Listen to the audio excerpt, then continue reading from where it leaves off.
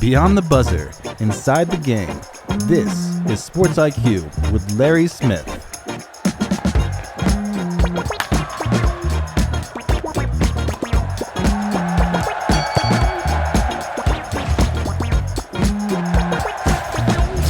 Hello, or should I say aloha from Hawaii. Larry Smith here on the island of Maui. It has been a nice, brief vacation from all the jobs. As you know, I'm a news anchor Monday through Friday, hosted the WNBA show on Ion Friday nights, 2 radio shows, putting the finishing touches on my first book. So this has been good. A couple of days in Honolulu, a couple more in Maui, and I'm almost recharged. There's just something very spiritual about Hawaii. I was in Maui the last time several years ago.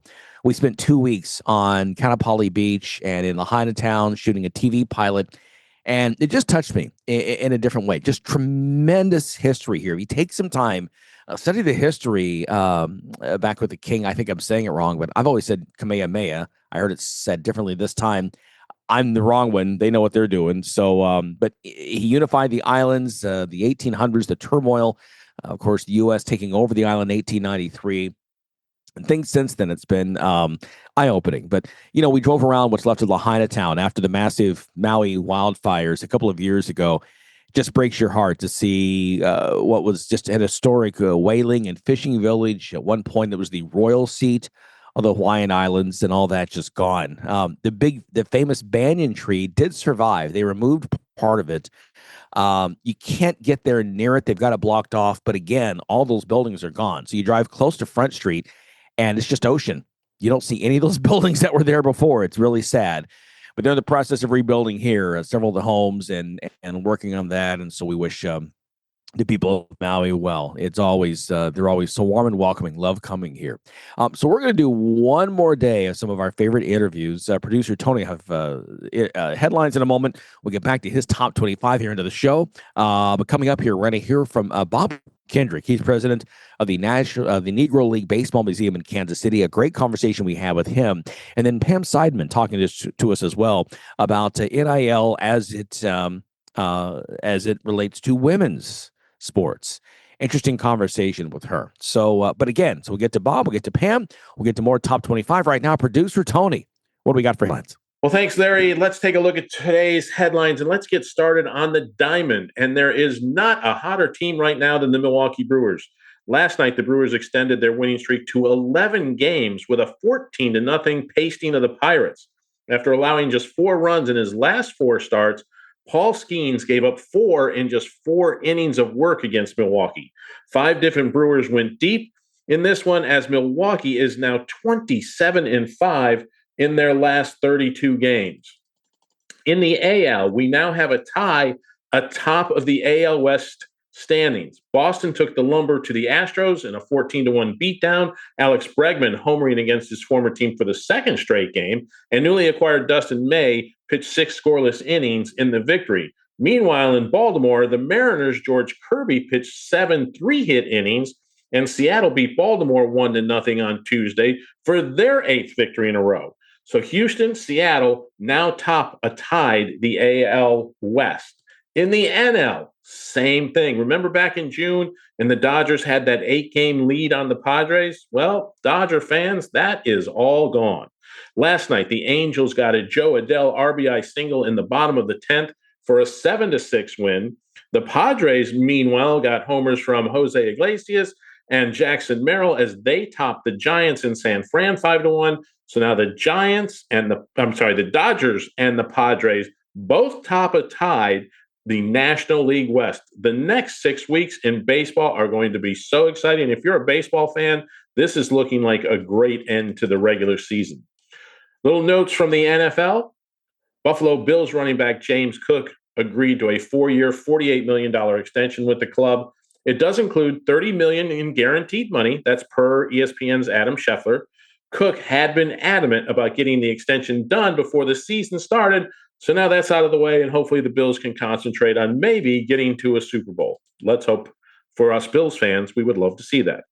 The Vikings got more bad injury news yesterday. Wideout Rondell Moore will miss his 2nd straight season after suffering a knee injury in the preseason opener against the Houston Texans.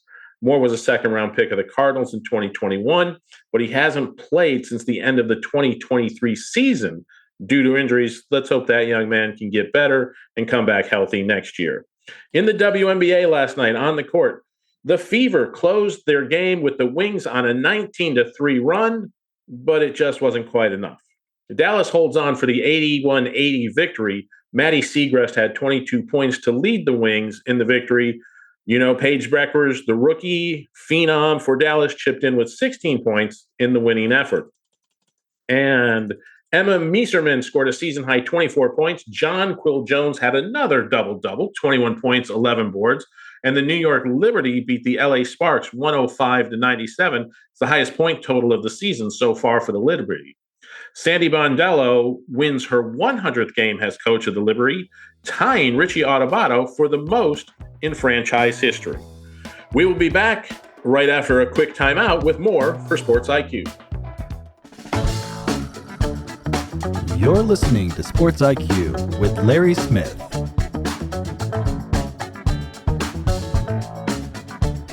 One of the more special museums in the country that you need to find time to get to is the Negro Leagues Baseball Museum in Kansas City. And the president of the museum, Bob Kendrick, joins us right now. Bob, welcome here to Sports IQ. It's good to see you. Man, it's great to catch up with you as well. Thanks so much for having me on the show. Yeah, absolutely.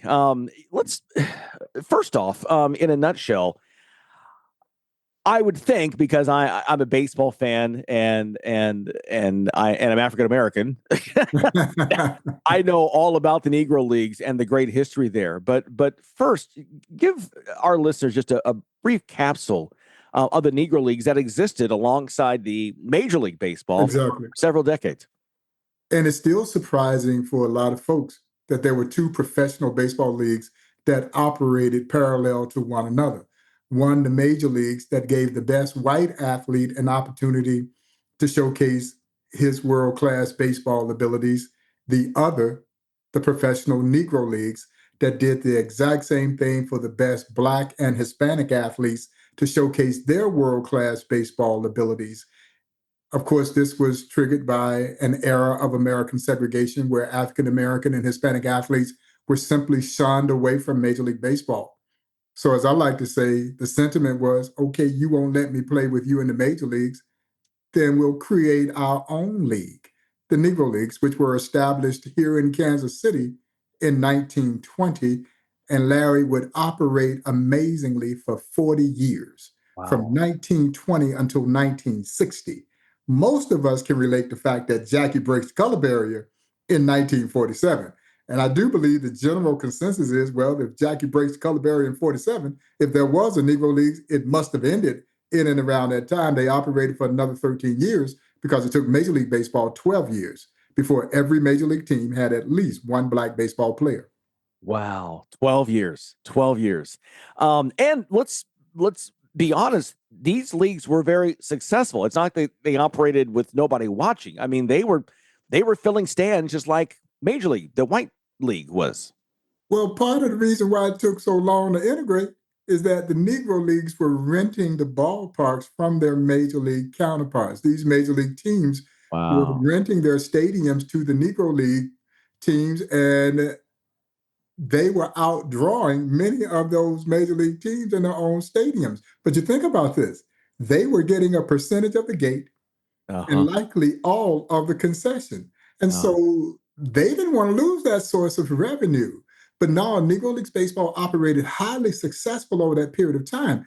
And really up until, and maybe shortly through integration, and then the decline started to occur as more African-American and Hispanic baseball players transitioned out of the Negro Leagues. That fan base that had supported Black baseball transitioned right along with them to see how their great Black and brown stars were going to fare now that they had an opportunity. But yet, no, they were filling up ballparks all over the country. People sometimes will say, Larry, oh, it's a shame that nobody saw them play.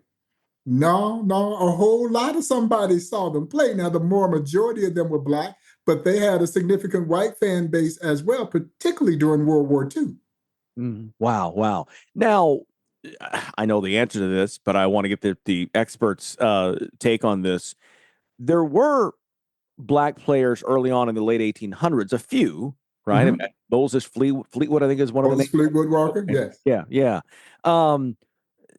At what point it's also, I'm currently in Lexington, Kentucky, and I was surprised at an older age to learn that the first winning jockey of the Kentucky Derby was black, was Negro. So there were those players there. At what point did the owners say, okay, we're going to shut this out and make this white only?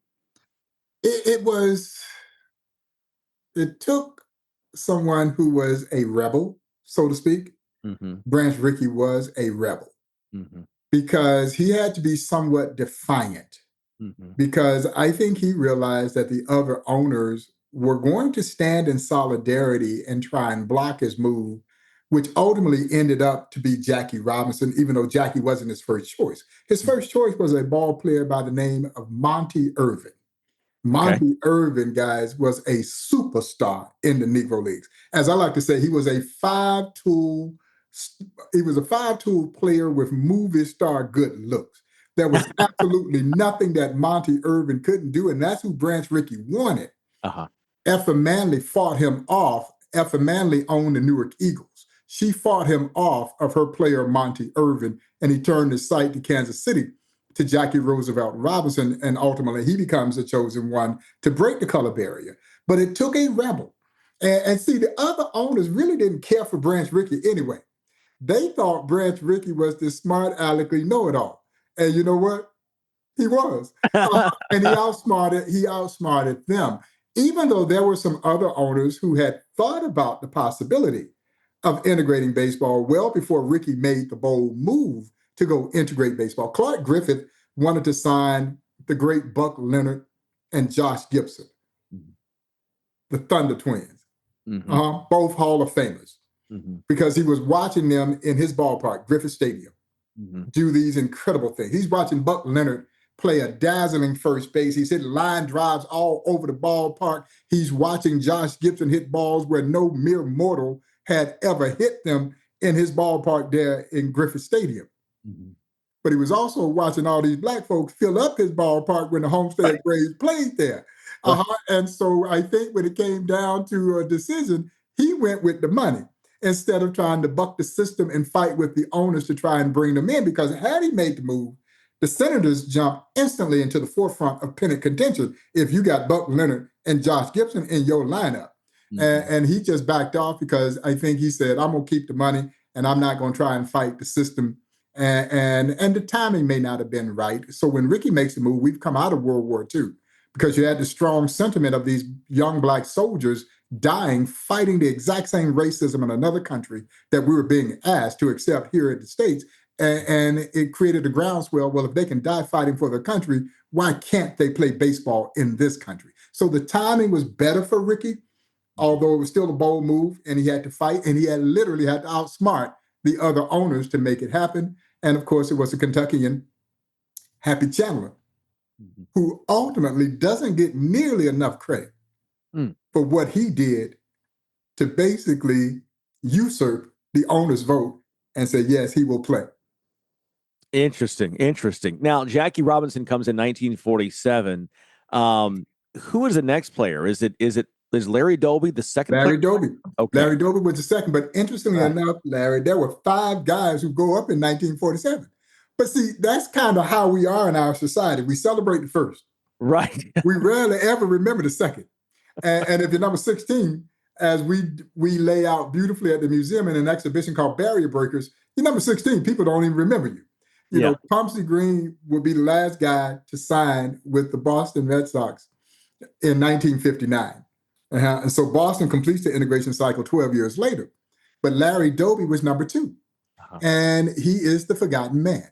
It has only been over the last decade or so that we've started to pay rightful tribute to Larry Doby's pioneering role as well. And Larry Doby, some would argue, went through just as much, perhaps even more than Jackie, because he was playing in the American League. And the American League wasn't nearly as liberal as the National League, nor did it have the major urban centers of the National League, nor was the national media following Larry. They were all following Jackie.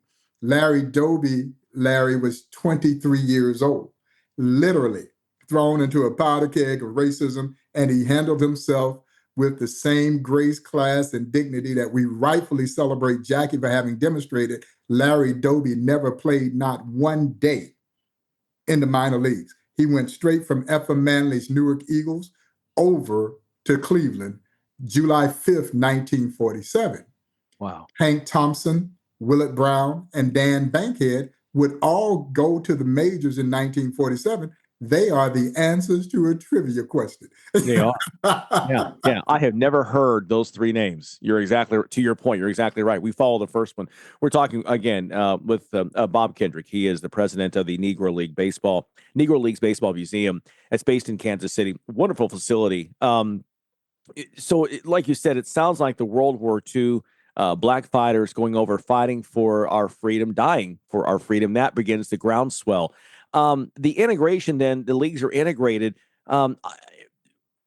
What role did that play, if any, of getting Major League Baseball to expand to Atlanta? This is before the Braves moved south from Milwaukee. What role did that play? I think it all played a role because the Braves had signed a young ball player by the name of Henry Aaron, who came out of the Negro Leagues, where he played. He was 18 years old when he was playing for the Indianapolis Clowns in the Negro Leagues. Mm-hmm. Henry Aaron, when he came to the Clowns, was a skinny, cross-handed hitting shortstop. And for those of you maybe hearing that for the first time, he was a right-hand hitter who was hitting with his left hand on top. That, of course, is unorthodox. The fear is that you would break your wrist hitting in that manner.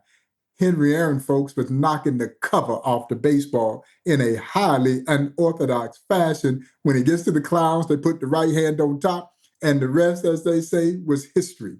Yeah, sure. He was only with the Clowns for about 3 months before the Boston Braves signed him away. The Boston Braves would become the Milwaukee Braves, and of course, the Milwaukee Braves would become the Atlanta Braves. And Bill Bartholomew, who owned the Braves, because there really weren't any Major League teams in the Deep South. Mm-hmm.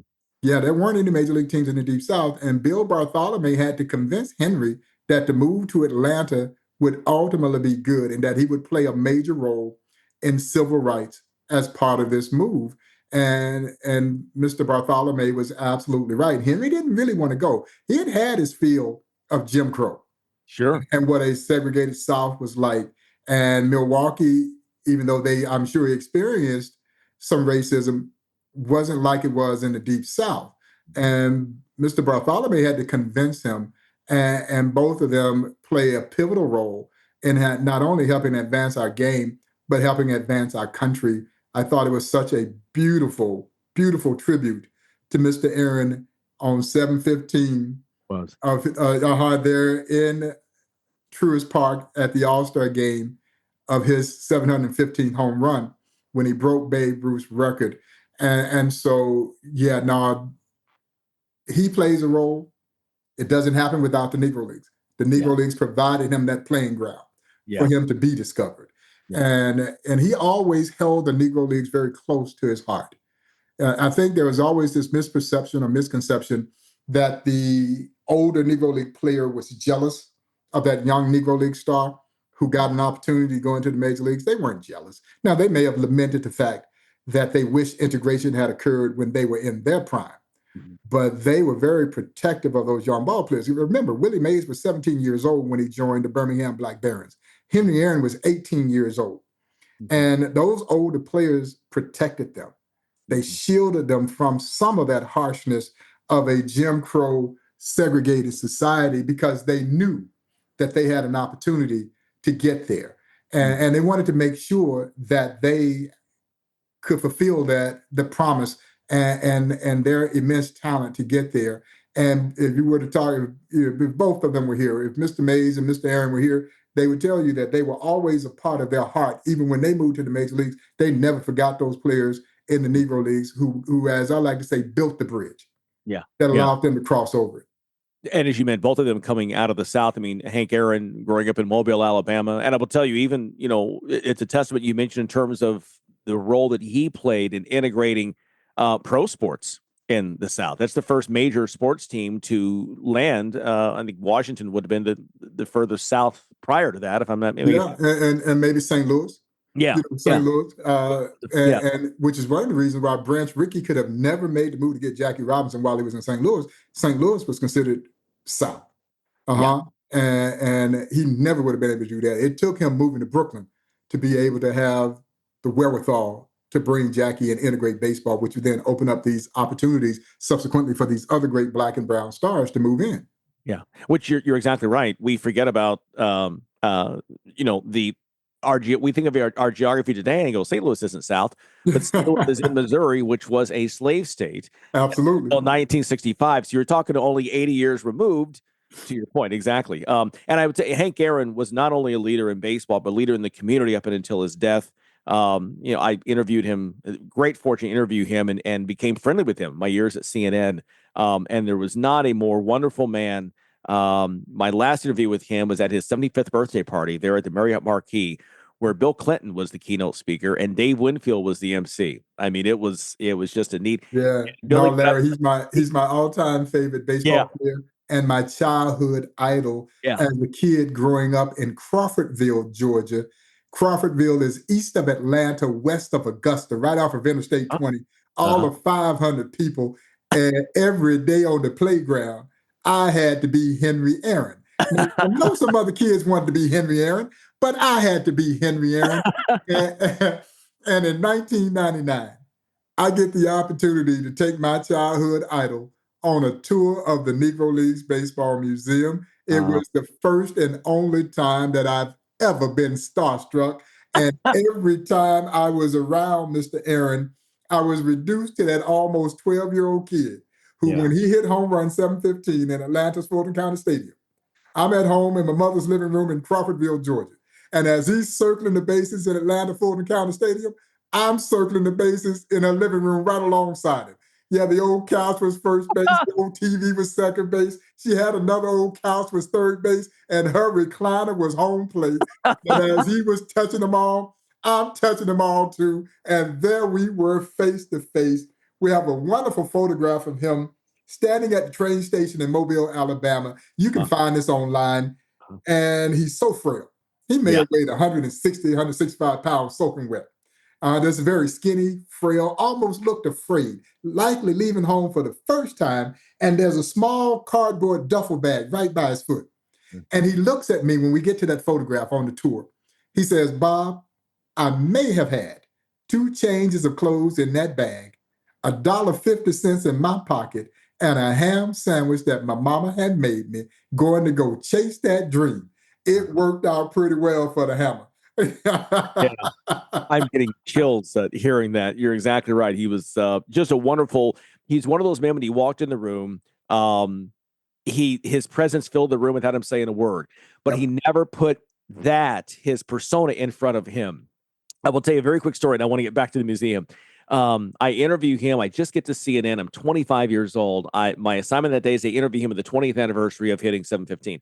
He had every right to say, why is this kid? And why in one of the big guys, the big Nick Charles or Fred Hickman or Vince Lee? No, we walked in. He was great. He had no problems at all. It was my last day before I was going to go get married. I ran into him 3 months later at CNN Center. He's with a group of people, some execs walking through. I'm off on the side, holding the doors. I'm about to, go down and get lunch or something. He breaks away from the crowd, comes over, shakes my hand. He says, Larry, how was the wedding? Wow. Blew me away. And that's the kind of person he was. Yeah, no doubt about it. Bob, I wanted the museum, I know, you said has been there now for several years. You talked about that you're planning on expanding, building a new facility. Tell us about that. Yeah, we just announced plans to build a new 30,000+ square foot standalone Negro Leagues Baseball Museum right around the corner from where the museum currently operates in an area known as historic 18th and Vine, the Jazz District that was so prominent there during that era of American segregation. We are building it adjacent to the former Paseo YMCA, where Andrew Root Foster established the Negro National League in 1920, the first successful organized Black baseball league. That building still stands. We are renovating it. We're going to convert it into the Buck O'Neill Education and Research Center. And then we're going to build a new Negro Leagues Museum adjacent to that historic landmark, creating what I call the nation's first Negro Leagues campus as the gateway into historic 18th and Vine and an international headquarters for both Black baseball and social history. So I am super excited. This is a museum, folks, that started in a tiny one-room office in 1990.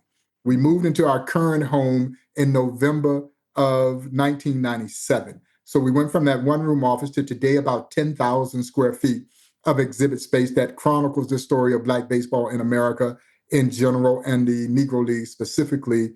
And along that journey, we are now recognized as America's National Negro Leagues Baseball Museum, as deemed and designated so by the United States Congress.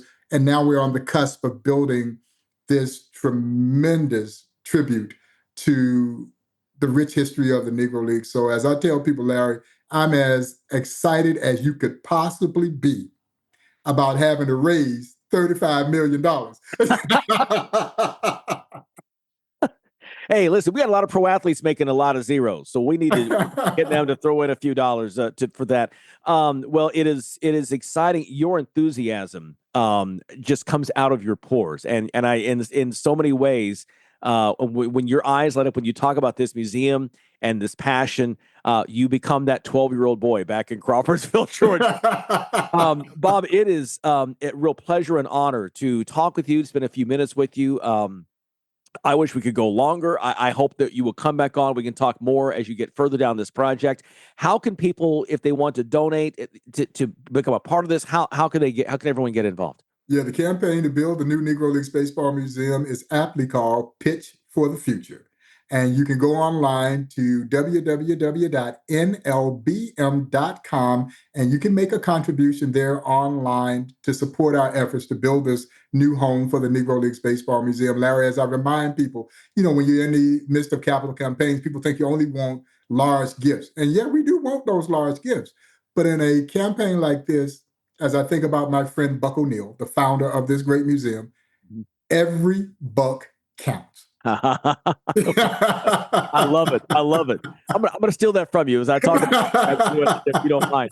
It is wonderful, and we can't tell. First of all, Kansas City is a city that is so underrated. Every time I'm there, I love it. I don't get there often enough. But I've got my wife's relatives there in the area, and we can't wait to get back there again. We encourage everyone to go check this out. Please support what we're doing here. And Bob, thank you for your efforts to bring an important story about Americana to life and what you guys have done here over these past 3 decades to do that, to elevate, to educate, and to remind people again that we have a rich fabric and the tapestry of our history has taken a lot of people who don't always get their due. And so I appreciate you and the work you guys do there to make sure that happens. Yeah, no, it's an absolute honor to be a steward of this story and to do whatever I possibly can to make sure that the legacy of the Negro Leagues plays on for future generations to, Larry, not only learn about this incredible piece of history, but I think be inspired by the passion, the pride, the perseverance, the courage that they demonstrated in the face of adversity. I remind people our story is not about the adversity, but what they did to overcome that adversity. Sure. Yeah, that's the real story. And we can all gain something from those kinds of stories. Yeah. Amen. Completely agree. Bob, we appreciate your time. We've taken too much of it today, but have an awesome weekend. Good luck as you go on this new venture. Please come back and talk to us again and let us know how we can help. Absolutely, man. Thank you guys again for having me on the show. I really appreciate it. Absolutely. Thank you so much. Once again, Bob Kendrick, he is the president of the Negro Leagues Baseball Museum. Be sure to go check that out, nlbm.com, and feel free to, hey, like you said, every buck counts. Throw a few bucks in there and get out there and see the museum. It is just amazing. Okay, we've got more to come. Keep it here. You're locked in to Sports IQ with Larry Smith. There are a lot of issues here in this next iteration of college sports, if you will, as in the new world. We try to get things right. We have a long way to go still. Joining us to talk more about this is Pam Seidenman. She's the founder of Accelerate Equity. Pam, welcome to the show. Thank you very much, Larry. It's a pleasure to be here. Yeah, great having you on as well. Let's first, in a nutshell, tell us your background is amazing. Tell us what Accelerate Equity, why you put it together, and what you guys do. Yeah. So when I learned a few years ago at the 50th anniversary of Title IX, it's now the 53rd, that 84% of all colleges and universities were not offering women proportional opportunities to play or scholarships. I wondered how it could possibly be 50 years in that the vast majority of colleges are not doing what they should. And I felt that I couldn't just turn away from that. And that one of the problems was that most people have no awareness that this is still an issue, and that the data, while publicly available through the Department of Education, is not easy to work with. So I decided to create a gender equity dashboard that makes it very easy to see any school, any college or university you can look up and see, are they giving women enough opportunities to participate? That means roster spots. Are there enough teams there for women to play? Are women getting the scholarship dollars that they should, the athletic aid? And then you can also compare spending on recruiting and overall expenses for men's and women's teams. The law doesn't require any specific ratio of spending or that spending be equal, but it does require that schools provide similar quality of benefits and services. And so when we see, for instance, with recruiting, that basically 27% of all recruiting dollars are spent on women and the rest on men, that's clearly an imbalance. Yeah. What does House do to help even that balance, to help correct some things, if anything? Yeah, I think, unfortunately, the House settlement is going to turn things in the wrong direction. And there are a couple reasons for that. When Title IX was first passed, there were people saying, oh my God, this is going to be the end of football. You can't ask, universities to spend some money and pay some attention to women's sports. Football's not going to survive this. Well, that was 1972. Clearly, college football has survived. And I think this is another point where, unfortunately, in this case, what the settlement says is that 90% of all of the back damages, the nearly 2.8 billion back damages, are slated to go to football and men's basketball players. So women's basketball and all the rest of the Olympic athletes are, sharing 10%. And then many universities have decided, well, since that's the distribution that we're using for back damages, we'll use that same distribution for revenue sharing going forward. And so once colleges and universities are investing that much of the revenue share in men's teams, they're likely to double down and in other ways invest more in those teams because, they're already putting so much money into those players. They're likely to then, in terms of operational spending, spend more of that money on men's teams.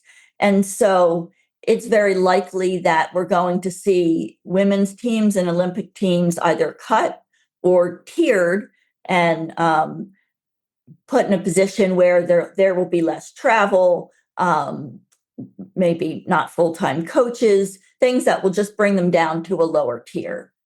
It feels like we saw some of that a few years ago when Stanford, the Pac-12 schools overall, the old Pac-8, Pac-10, if you will, for our older listeners, that were always so great at fielding some of these Olympic sports, these other sports that a lot of other universities did not. And then in a cost-cutting measure, trimmed a lot of those programs. And it felt like it disproportionately hurt women.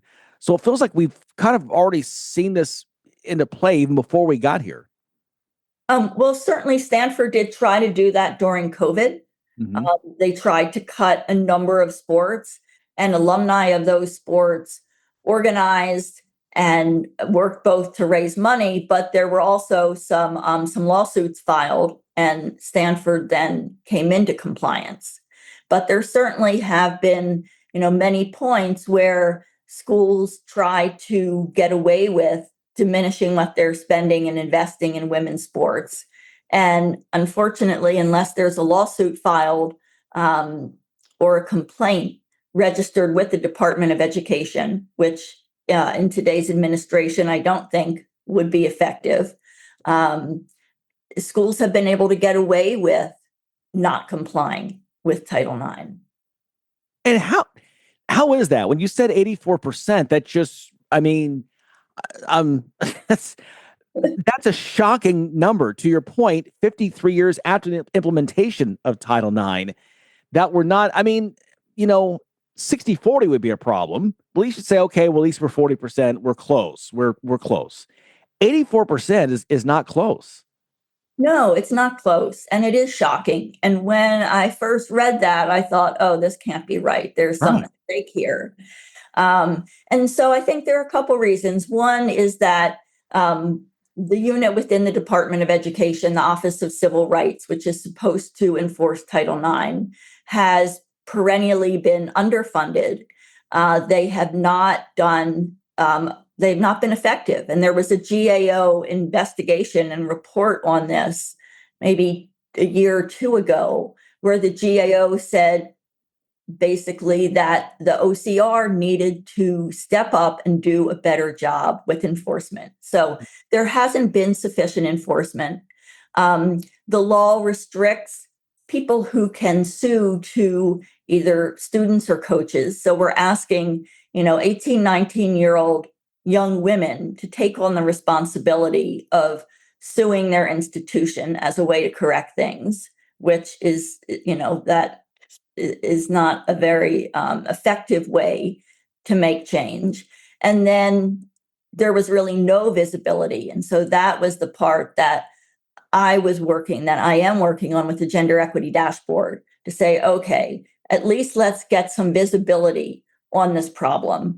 And that can be the first step toward beginning to change things. Okay.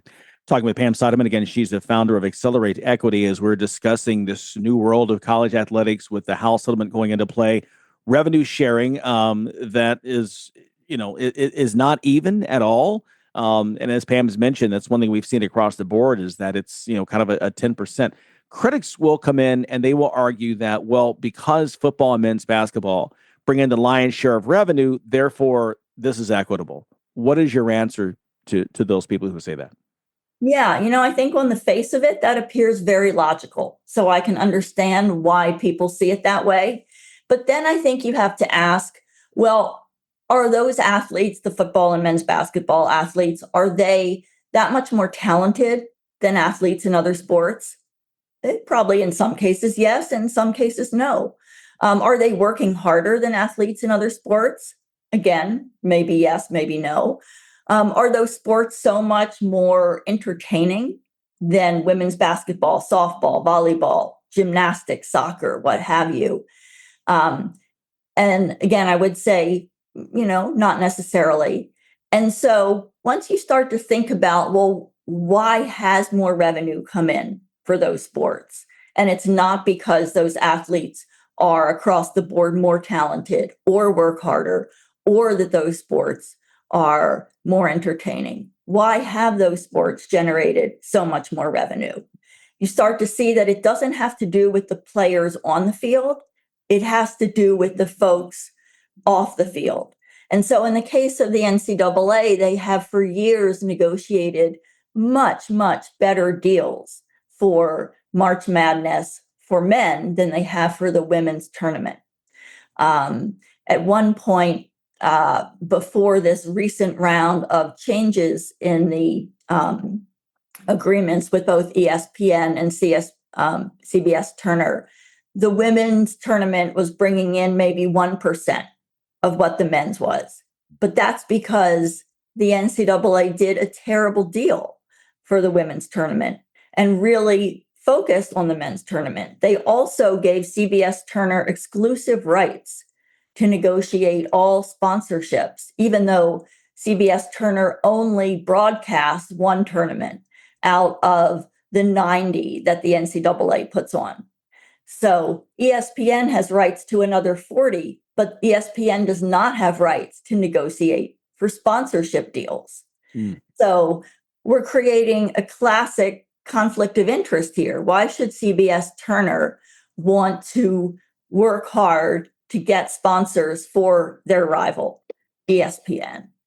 And then to take that one step further, CBS Turner requires that any company that wants to sponsor any of the NCAA tournaments first sponsor men's March Madness, which has an estimated buy-in cost at the top tier of around, maybe 30 million.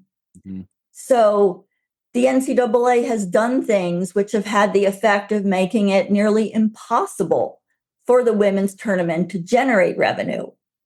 So I would say to those people who say, well, those players are deserving of more because those sports brought in more, I would say, no, those sports brought in more because of deals that happened off the field. And to use that as a measuring stick for how revenue should be distributed in the future is taking past discrimination and perpetuating it as future discrimination. Yeah, that is shocking information, especially considering the past 2 or 3 NCAA women's tournaments that have been. I mean, last year's title game, again, we talked about in 2024, the women's championship game drew a bigger audience than the men's. But to your point, the way it's set up, the dollars didn't match because of the way things were arranged. Yeah. And, a lot of the larger audiences have also been because the NCAA is focused more on promoting the men's tournament because they bring in between 70 and 90% of their revenue from that deal. And I think they've just been able, in the past, they haven't been able to imagine that people wanted to watch women's sports. And as we see now with the rise of the National Women's Soccer League and WNBA, people do want to watch women's sports. It just needs to be made available and findable, and it needs to be promoted. But the history is one where there has been real neglect of women's college sports. And so future athletes, current athletes should not be penalized for that. Fair enough. So House is here. What would you like to see done? Because I think we all agree, any of us watching this is not the end. This is just the next steps toward whatever the future holds. What would you like to see done in the next round of negotiations, litigation, the NCAA stepping up and doing what it should be doing? What steps would you like to see to be done to help again get to where the ideals that Title IX put into place but still aren't being realized? Yeah. So I think, I'm hoping that lawsuits will lead to court decisions that make it clear that Title IX does apply to the settlement. Title IX does apply to athletic aid, other kinds of financial assistance that colleges and universities give athletes that's tied to athletics. So I'd like to see a clear decision that says that revenue distribution, that has to go to men and women athletes equally. I'd also like to see more transparency and reporting around Title IX, especially in categories related to NIL, both what's coming from the colleges and universities themselves, as well as third-party NIL. I think that's a great place to start. My other final question for you, there has been remarks made by Linda McMahon, the current education secretary, that she will not enforce Title IX in regards to House.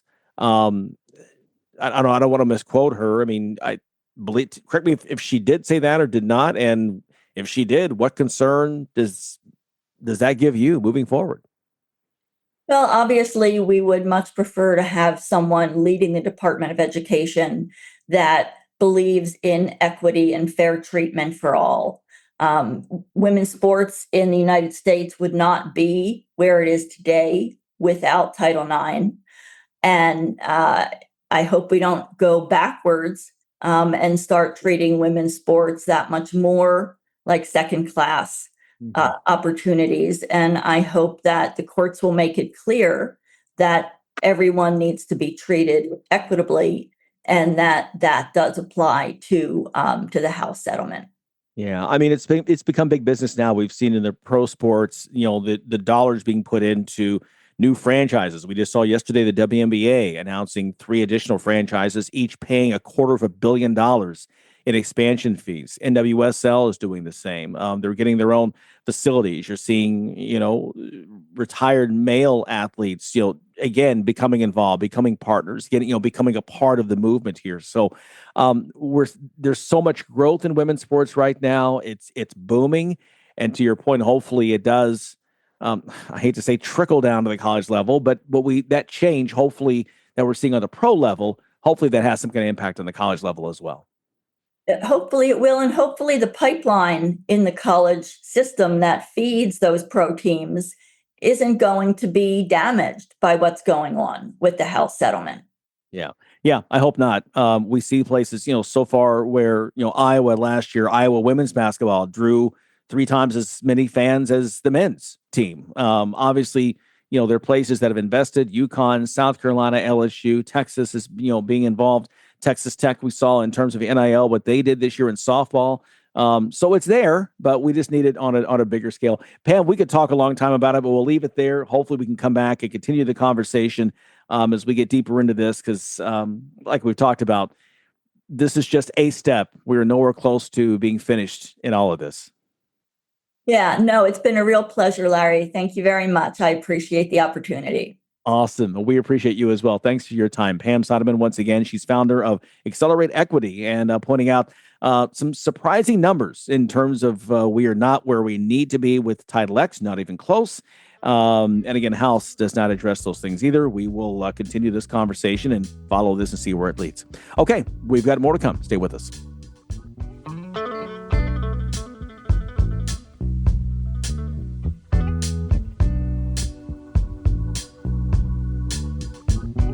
Welcome back here to the show. Let's get back with producer Tony now and resume our top 25, producer Tony's preseason top 25. Now, Tony, we should tell everyone this came out. You put yours together before the coaches poll was released, before the AP top 25 was released on Monday. Let's get now to number 20. Who you got? Well, Larry, number 20, I am going with the South Carolina Gamecocks this year, and mostly it is because of their quarterback, Lenoris Sellers. The kid is just a stud. Last year, Sellers led the Gamecocks on that 6-game winning streak to close the year at 9-3. It was almost a 7-game streak, as they nearly upended Alabama as well, which would have given them a 10-2 mark, which would have been really impressive. Sellers threw for over 2,500 yards, completed better than 60% of his passes. He had 8 TDs. He also ran for over 600 yards and 7 scores. He was a big part of that offense. They've lost a few pieces. They're going to need him to be really good out of the gate. They lost their leading rusher. They lost their leading pass catcher from last year's team. And the defense is going to need to reload on the fly. They have a ton of talent on the defense. They lost a ton of talent on the defensive side of the ball from last year. The Gamecocks defense finished 4th in the SEC in total defense, 3rd in sacks. They tied for 4th in interceptions. However, they lost Nagurski Trophy winner Kyle Kennard, along with safety Nick Imamon. They also lost 2 starting linebackers, 3 of the 4 starters on the defensive front. So that defense is going to have to retool on the fly. So why would I make them the 20th team in this top 20 poll? Well, Sellers is that good, and he is capable of carrying the team as they kind of grow together. They also open with 4 of their first 5 games at home. And if they get to that point, 4-1, this is a team that could make things interesting in the SEC this season. I kind of like where they're headed. Okay, great stuff there. So Gamecocks, the first SEC team we've seen in the field, at number 20. Who do you have at number 19? Well, number 19, Larry, is the Louisville Cardinals. Yes, those Louisville Cardinals. Brian Brohm enters year 3 with the Cardinals, and they are going to be a little bit different. Brohm has liked to toss it around from his days at Purdue as the quarterback. but I think they're going to focus a little more on the ground. Both Isaac Brown and Duke Watson combined for over 1,700 yards rushing and 18 TDs as freshmen last year. They are both back to headline the offense. So Braun, being a pretty intelligent coach, he's going to lean on that ground game as best he can, especially early in the season. They picked up a quarterback in the transfer portal, Miller Moss, coming over from the USC Trojans. He's on board to be the starting quarterback this year. He is more than capable of putting up some big numbers in Brom's offense, so the offense could be a real strength. They, again, like South Carolina, need to retool their defense, and they're doing it from the transfer portal. Last year, the Cardinals really had trouble stopping the pass. They were 100th in the FBS against the pass. They have taken in 4 transfers in the secondary, all from smaller schools, so how quickly they gel and can compete at a higher level will be kind of telling. The Cards schedule does set up nicely for them to be 5-0 as they head to face Miami on October 17th. Now, a win against the Canes, and you could be looking at a 9-0 Louisville squad heading into a home game against Clemson on November 14th. Don't look past the Cards. The schedule sets up nicely. They could be someone who is potentially in the hunt for a playoff berth if they can beat Miami or beat Clemson, or if somehow the stars align and they beat both. If they win both of those games, they are definitely a playoff team. I'm going to go on record as saying it right now. Okay, seeing some Big 12 and ACC teams here. All right, appreciate that. Louisville at 19, South Carolina at 20. We'll continue with 2 more tomorrow on Thursday. Listen, make this a great Wednesday. Appreciate you stopping by. I'll be coming to you from Atlanta after Red Eye. Getting back there. We'll do it again on Thursday. Make it a great day. We'll see you then. Thanks for listening to Sports IQ with Larry Smith, Monday through Friday. Continue the conversation at SportsIQ LS. We'll see you next time.